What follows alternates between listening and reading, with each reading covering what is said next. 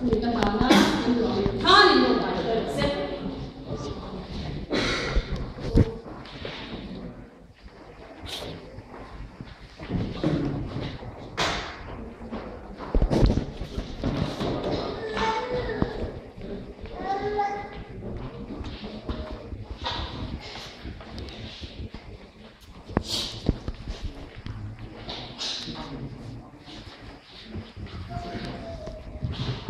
rồi cái điều ba phần sấy lên cái tục truy thì chúng ta bị cái sạc sạc lên đó ba khi mà nghe chủ động mà nghe quang phụ cái giờ là nghe đầu thường nha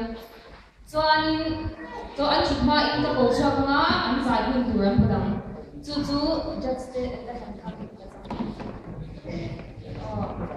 just then now anh thành sakha anh sama sado nani chuan I comment po kan do do nani kan vai kan comment thak do do nani chuan thme kan go ka sam yang ame chom sin the in or ran la dun fili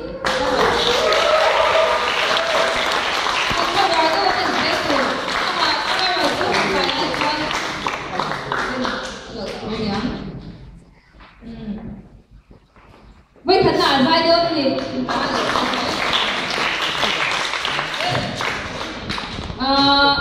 đang nhìn gì cả để po lên rồi khi đầu cho con nên rồi xếp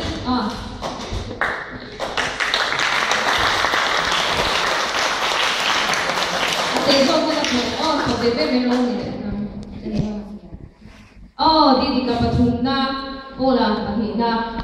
rồi phía đi mà sắp ra ngã thì mình sẽ po lên thì bây giờ mình ra ngã just lên thành trang thì lệ thu non trang thì lệ thu non anh làm sao đó trang thu mà lâu đi cho trang thu nó lại cái trang thì anh nên sẽ tiếng thì các bạn phải mà lâu đi chút thì cho cái mai còn hạt thì anh thì có hay thì cái just cái thằng nào hạt khác thì ra cho cái thằng nào thì cho là số mai mấy